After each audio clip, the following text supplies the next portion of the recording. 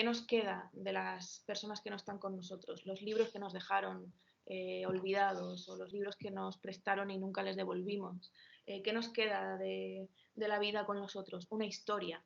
Y al final una historia, por mucho que quien se fue no leyera o quien se fue nunca compartiéramos libros, esa historia sigue siendo literatura porque es una historia, ¿no? Hay una narrativa en toda relación amorosa y afectiva. Voy a leer este fragmento. El protagonista, bueno, el que para mí es el protagonista, se llama Gonzalo, y él quiere escribir pero no puede, y entonces de repente se ve a sí mismo no escribiendo sobre amor ni sobre otras cuestiones, sino incluso escribiendo sobre ese hijastro, ¿no?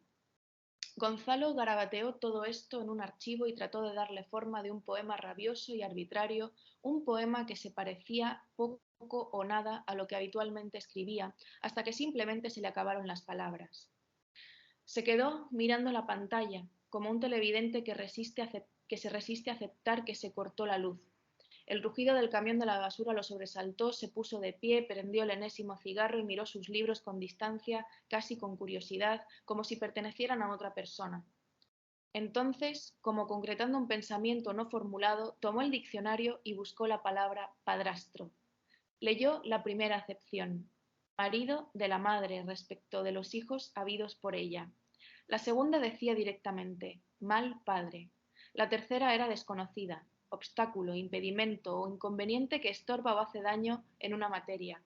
Hasta la cuarta acepción, más bien técnica, le pareció humillante, pedazo pequeño de pellejo que se levanta de la carne inmediata a las uñas de las manos y causa dolor y estorbo. Diccionario de mierda, Real Academia Española de la concha de mi madre, pensó. ¿Quién era mal padre? ¿O el obstáculo o el impedimento? ¿Quién era el que estorbaba, el que hacía daño? ¿No debería estar viviendo él un perfectamente amueblado departamentito de soltero donde podría acostarse con medio Santiago, donde podría culiarse a minas mucho más ricas que las que probablemente se culiaba el papá de Vicente? ¿Acaso no se lo merecía, en cierto modo? Lengua española de mierda, pensó de nuevo, ahora en voz alta, en el tono medio científico de quien constata o aísla un problema. Ninguna palabra española terminada en el sufijo astro significaba o podía significar más que desprecio e ilegitimidad. El calamitoso sufijo astro forma sustantivos con significado despectivo, decía la RAE. Musicastro, politicastro, la misma fuente definía la palabra poetastro simplemente como mal poeta. ¿A qué se dedica tu padrastro? Mi padrastro es un poetastro, imaginó a Vicente respondiendo a eso. Bueno, me parece un fragmento muy, muy, muy chulo. Luego sigue reflexionando sobre cómo además esa palabra en otros idiomas sigue siendo conflictiva.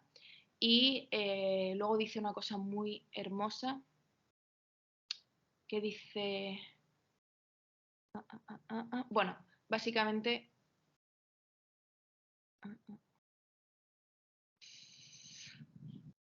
¿Dónde está? Bueno, habla de cómo a veces nos tenemos que... Deberíamos inventarnos nuevas palabras, ¿no? Esto lo hemos hablado mucho en otros clubes de lectura, cuando hemos hablado de poliamor, de lo horrible que es esa palabra para designar algo tan bonito como amar mucho, y todas estas relaciones, ¿no? Es curioso cómo cuando uno intenta al final